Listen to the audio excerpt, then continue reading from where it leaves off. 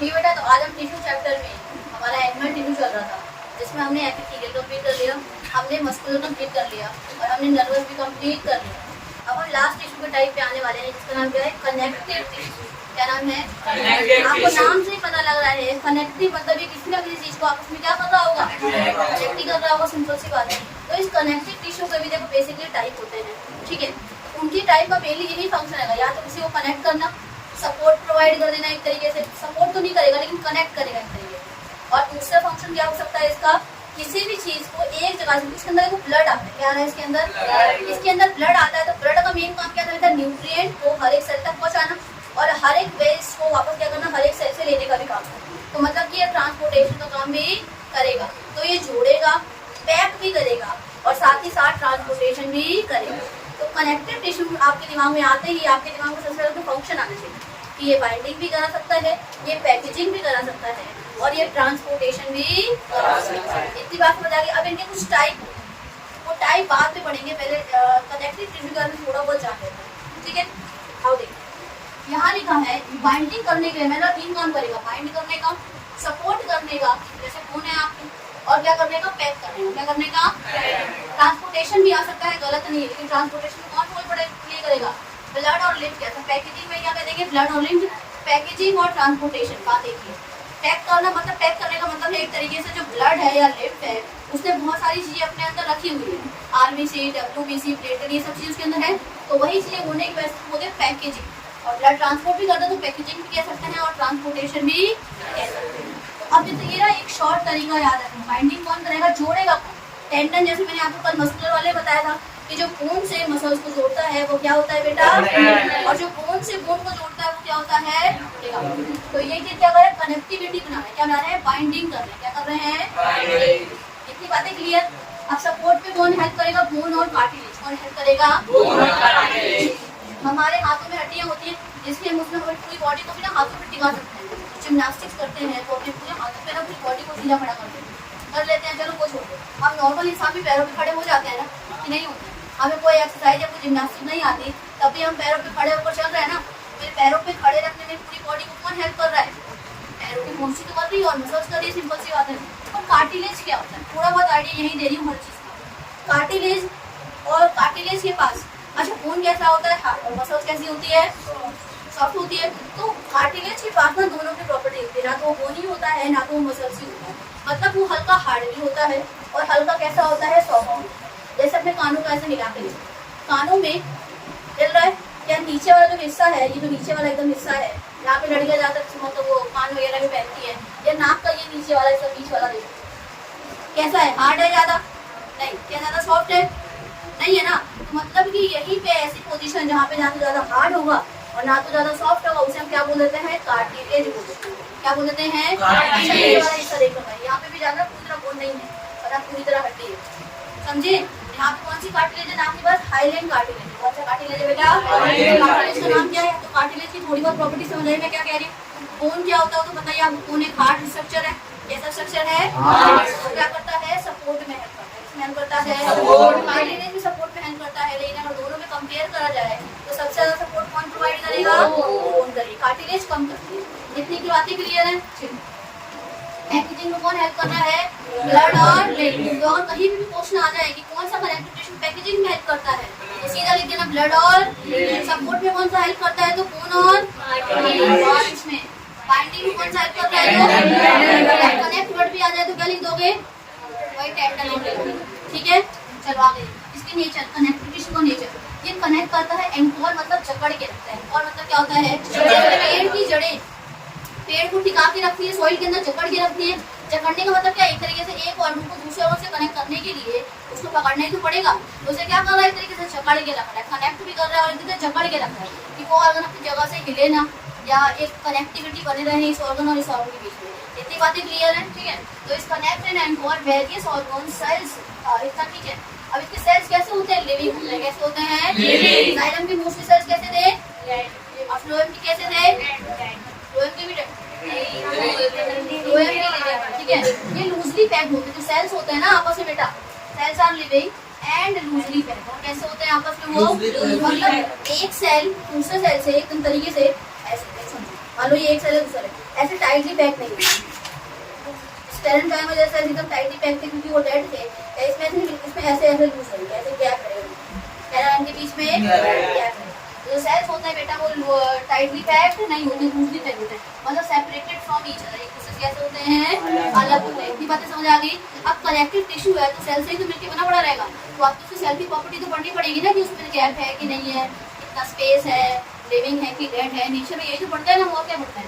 अब देखो ये एक सेल है, ये एक सेल है, ये बीच में क्या दिख रहा है आपको, जो इंटरसेलुलर स्पेस होता है, जो बीच की जो जगह है, ठीक है, इनके बीच की जो जगह है बेटा, यहाँ से वो तो ये ना चिपटी हुई रहेगी, तो इसमें गैप रहेगा। मान लो अगर ये सेल चल रहा है, दूसरा सेल से बिल्कुल दूर है, चिपका नहीं है, ठीक है। इंटरसेलुलर स्पेस जो इसके बीच में गैप है दो सेल के बीच में, उसे हमने बोल दिया मैट्रिक्स। क्या बोल दिया बेटा? मैट्रिक्स। मैट्रिक्स क्या करता है आप समझते हैं, मैट्रिक्स ना इसके बीच का जो जगह है उसमें क्या हो गया मैट्रिक्स। इसकी डेफिनेशन क्या है, space between cells which are filled with non living. Cell तो लिविंग है लेकिन जो मैट्रिक्स है वो कैसा है, नॉन लिविंग। मैट्रिक्स मतलब भरा रहेगा बहुत ही सारी नॉन लिविंग चीजें। इतनी बातें क्लियर है। उस इंटरसेलुलर स्पेस को मैंने क्या नाम दे दिया, M for matrix, MATRIX, that is your matrix, ठीक है। अब जो मैट्रिक्स है ना कैन बी सॉलिड और ये पानी भी हो सकता है और ये सॉलिड भी हो सकता है। क्या हो सकता है, अगर मैट्रिक्स पानी रहेगा इसको मतलब ब्लड और लिम्फ की बात करें, किसकी बात करें बेटा, पानी है तो सिंपल सी बात है क्योंकि ब्लड कैसा होता है, वाटरी होता है, ठीक है, लिक्विड होता है। लेकिन अगर बोन की बात करूँ तो क्या वो वाटरी होता है क्या उसके अंदर, कुछ नहीं, तो मतलब उसका मैट्रिक्स कैसा होगा, सॉलिड। कैसा होगा, मतलब मैट्रिक्स ये डिटरमाइन करता है कि कौन सा कनेक्टिव टिश्यू होगा, सिंपल सी बात है, और उसका फंक्शन क्या। अगर सॉलिड है किसी का मैट्रिक्स तो सिंपल सी बात है सपोर्ट में हेल्प कर रहा होगा ना, और अगर किसी का मैट्रिक्स लिक्विड है तो वो ट्रांसपोर्टेशन या पैकेजिंग में हेल्प कर सकता है। अब नई बात तो वही लास्ट में यहाँ क्या लिखी हुई है कि nature of matrix decides the function of connective tissue. Nature of matrix he decide करेगा कि वो कनेक्टिव टिश्यू क्या फंक्शन करने वाला है, सपोर्ट करेगा, बाइंडिंग करेगा या क्या करने वाला। समझा गई मेरी इतनी, ठीक है। तो ये लाइन बहुत इंपॉर्टेंट है, बहुत ज्यादा इंपॉर्टेंट ये वाली बातें आता देखिए एक लाइन है लेकिन मतलब कहीं भी कर सकते हैं। लेकिन बेटा दोस्तों मतलब क्या है कि वो यही करेगा, तो हाँ सिंपल सी बात है ना, जैसे मैट्रिक्स रहेगा वो वैसे ही तो काम करेगा। सॉलिड है तो मतलब कौन है या कार्टिलेज हो सकता है, समझ रहे हो ना, तो किसमें हेल्प करेगा, सपोर्ट में हेल्प। मेरी बात आपको ये वाला सेक्शन, ये वाली साइड समझ आ गई। अब इधर राइट हैंड साइड पे अब कनेक्टिव टिश्यू के भी कुछ टाइप होते हैं सही। अब कनेक्टिव टिश्यू सेल से मिलकर बना पड़ा है ना, अब टिश्यू, अब कनेक्टिव टिश्यू के भी टाइप होते हैं, पर उसकी पहले सेल को जाओ, सेल के भी टाइप, मतलब और वो फिब्रोब्लास्ट ने बहुत सारे कलेक्शन बना लिया तो इसका एक टिश्यू बन सकता है। एडिपोज का एक पूरा कलेक्शन बन गया सेल का तो उसका एक टिश्यू बन जाएगा। तो आपको पहले सेल के टाइप जानने, किसके सेल के टाइप, वो भी कौन से टिश्यू के कनेक्टिव। समझो कनेक्टिव टिश्यू के अंदर वेरियस टाइप्स ऑफ सेल पाए जाते हैं क्योंकि उनका अलग अलग काम होता है। कनेक्टिव टिश्यू को एक ही काम तो करना नहीं है, अलग अलग काम करना। तो क्या एक ही सेल सारे काम कर देगा, नहीं करेगा ना, तो अलग अलग टाइप के सेल चाहिए ना, अलग अलग प्रॉपर्टी पजेस करे हुए सेल्स को देखना। पहला है फिब्रोब्लास्ट। क्या है, फिब्रोब्लास्ट में ग्राउंड सब्सटेंस, जो सबसे ज्यादा जो सब्सटेंस होता है, ग्राउंड सब्सटेंस कहने का सिंपल सा मतलब होता है मैट्रिक्स की बात कर रहा है। किसकी बात कर रहा है, मैट्रिक्स। जिसमें जो ग्राउंड सब्सटेंस फाइबर है क्या है, मतलब कि कोलेजन है। किसकी बात कर रहा है, मतलब जो भी कोलेजन बनेगा वो फिब्रोब्लास्ट से बनेगा बेटा। फिब्रोब्लास्ट के सेल से ही कोलेजन बनता है। किससे बनता है, एक आइडिया दे रही हूँ बनाने के लिए, तो आएगा क्वेश्चन पेपर टाइप में कभी ना कभी घुमा कर पूछ सकता है। तो कोलेजन एक्चुअली बना किससे, फिब्रोब्लास्ट से। किससे बना है, फिब्रोब्लास्ट सेल से, ठीक है, ठीक है। अब देखो मैंने बोला सेल टाइप पढ़ने वाले हैं कनेक्टिव टिश्यू। पहला क्या है, फिब्रोब्लास्ट। पढ़ा दी मैंने आपको ये कि अगर कोलेजन बना होगा तो किससे बना है, तो ग्राउंड सब्सटेंस क्या है, फाइबर है। क्या है, किसकी बात कर रहा है, फिब्रोब्लास्ट की, जो जिसका एग्जांपल क्या है, कोलेजन। दूसरा क्या है, एडिपोज सेल्स। क्या है, एडिपोज का काम क्या होता है कि किसी भी सेल के अंदर वैक्यूल होता है, ये तो है सेल ही। अब इसके जो वैक्यूल है ना वो फैट को स्टोर करते हैं, स्टोर करते हैं। हाँ, इसमें वैक्यूल क्या करता था, वेस्ट को स्टोर करता था। इसमें जो एडिपोज सेल है, कौन सा सेल है, वो अपने वैक्यूल में क्या स्टोर करता है, इसीलिए जो एडिपोज टिश्यू का हमने पढ़ा हुआ, जो एडिपोज सेल से मिलकर बना पड़ा होता है, एडिपोज टिश्यू पढ़ना है हमें, तो एडिपोज टिश्यू किससे बना हुआ, एडिपोज सेल से बना होगा। एडिपोज सेल के वैक्यूल में क्या स्टोर रहता है, फैट, जिसकी वजह से ना वो गर्मी दे पाता है। क्या दे पाता है, जो हमें ये गर्मी जो फील होती है किसकी वजह से हो रही है, फैट, जो फैट स्टोर है ना हमारे सेल के अंदर, कौन से सेल के अंदर, एडिपोज सेल के अंदर। और टिश्यू की बात करूँ तो कौन सा टिश्यू है, बहुत कुछ लोग बहुत ज्यादा ब्यूट हो जाते हैं, इसका मतलब उनके एडिपोज टिश्यू के अंदर ना, सेल के अंदर बहुत ज्यादा फैट स्टोर है। बात समझ रहे मेरी, कुछ लोग कोई और भी दिक्कतें हो सकती है, लेकिन अगर कोई ज्यादा ही है तो मतलब उनके एडिपोज सेल हद से ज्यादा स्टोर करते हैं। क्या चीज है, बात समझ आ गई इतनी।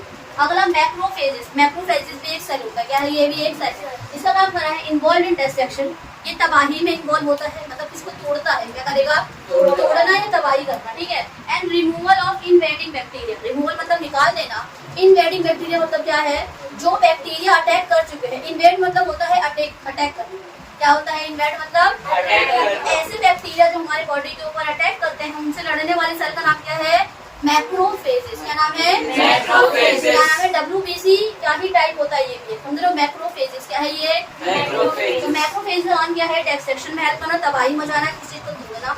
जो भी बैक्टीरिया तुम्हारी बॉडी के अंदर आ गया है, इन्वेडिंग बैक्टीरिया जो हमारी बॉडी के अंदर आ गया है, ये सेल के अंदर घुस रहा है, उसको क्या कर देना, मार देना। किसी भी फॉरेन पार्टिकल को, फॉरेन मतलब बाहर से कोई ना, फॉरेन कंट्रीज, तो हमारी इंडिया के लिए कंट्री तो फॉरेन है, यूएस अमेरिका, तो ऐसी हमारी सेल के लिए फॉरेन क्या है, कोई बाहर का सामान, समझो ना, मेरे सेल के अंदर जितने सामान है, सेल को एक कंट्री मान, ठीक है। तो सेल के अंदर के सामान के अलावा कुछ और आएगा तो वो तो उसके लिए फॉरेन ही है ना।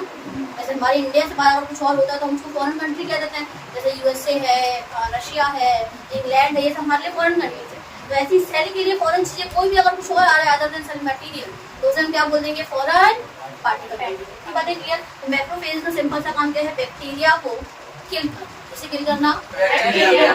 अगर देखो मास्ट सेल, क्या नाम है, मास्ट सेल भी किसका टाइप है, कनेक्टिव टिश्यू के सेल का ही एक टाइप है, जो क्या करता है, तीन चीजें सीक्रेट करता है। क्या चीज सीक्रेट करता है, पहला सीक्रेट करता है वो हेपरिन, क्या करता है, हेपरिन का मैंने आपको वैसे ही फंक्शन बता रखा है कि क्लॉटिंग में हेल्प करेगा। इसमें हेल्प करेगा, क्लॉटिंग क्या होता है, मान लो आपका हाथ कभी कट गया, उसमें से अगर ब्लड आ रहा है तो ब्लड को रोकना, ब्लड जम जाता है, जैसे मान लो चोट लगती है ना, तो एकदम वो गाढ़ा गाढ़ा सा रेडिश रेडिश सा ऊपर से जम जाता है, तो वो क्लॉटिंग तो बन रहा है, क्या बन रहा है, एक थक्का बन जाता है ब्लड का, जिसे हम क्या कहते हैं कि ब्लड क्लॉटिंग हो गई है। वरना अगर ब्लड क्लॉटिंग किसी के अंदर रुक जाए ना, अच्छा थैलीसीमिया नाम के पेशेंट होते हैं, थैलीसीमिया नाम की एक बीमारी होती है, उन लोगों का अगर कहीं कट लग जाए ना तो उनके ब्लड क्लॉट नहीं कर सकता, समझो मेरा क्या कहना है, उनका अगर कहीं कट लग जाए तो उनका ब्लड निकलता रहेगा, क्लॉटिंग नहीं होती, खून जमता नहीं है वापस। तो ऐसे लोगों में कितनी बड़ी दिक्कत है। अगर किसी को एड्स भी हो जाता है ना, तो उसमें भी अगर ब्लड का कट लग जाए तो वो कभी जल्दी से ना खाओ ठीक नहीं, ब्लड निकलता रहता है, निकलता रहता है और निकलता है।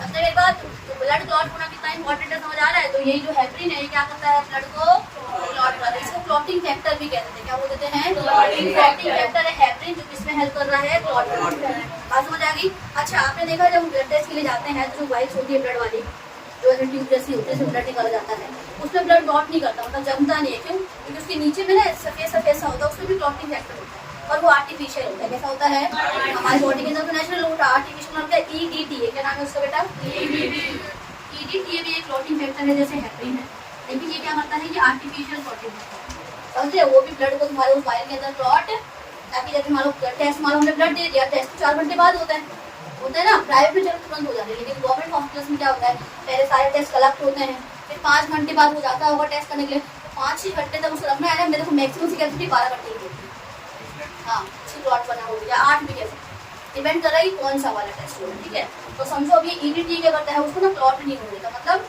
उसको जमने नहीं देता। तो ये मतलब एक तरीके से क्या कर रहा है, मतलब उसको जमाने ना देने से रोक रहा है एक तरीके से, क्योंकि अगर वहाँ जम गया तो तुम्हारा टेस्ट हो पाएगा, फिर नहीं हो पाएगा ना। तो ऐसे हमारी बॉडी के अंदर जो भी क्लॉटिंग वगैरह में जो हेल्प करेगा एक तरीके से, यहाँ पे क्या करेगा, वो भी यही कराएगा। बात समझ आ गई।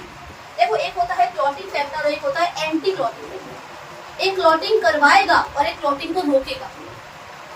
यहाँ पे क्या हो रहा है, क्लॉटिंग करवा रहा है ना, और इसमें क्या कर रहा है, क्लॉटिंग को रोक रहा है। तो इसका फर्क है, ये क्लॉटिंग फैक्टर है, ये एंटी क्लॉटिंग फैक्टर। बात समझिए मेरी यहीं पे।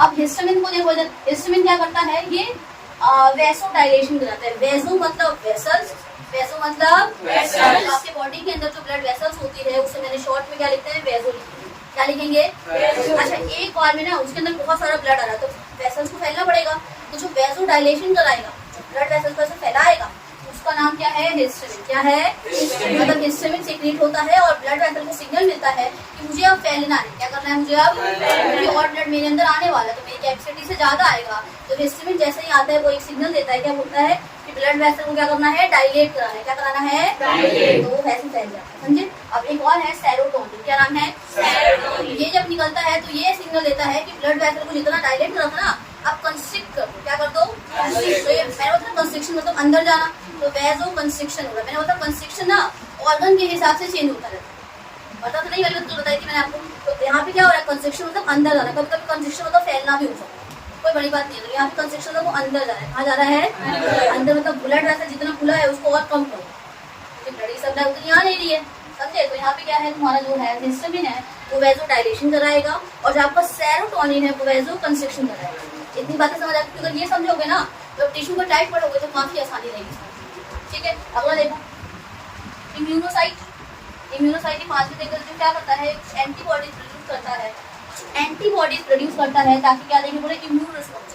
अब एंटीबॉडीज क्या है, जैसे मान लो मेरे अंदर कोई भी बैक्टीरिया है, कोई भी इम्यून रिस्पॉन्स कहने का मतलब है मान लो कोई भी तरीके की दिक्कत आती है तो हमारी बॉडी उसके लिए पहले से तैयार। जैसे कोरोना वायरस आया था, हमारी बॉडी तैयार थी लड़ने के लिए, क्योंकि कभी मेरी बॉडी ने वैसा वायरस देखा नहीं, उसके लड़ने के खिलाफ एंटीबॉडीज बनाएंगे तो हमारी बॉडी के अंदर कोई एंटीजन आता है। क्या आता है?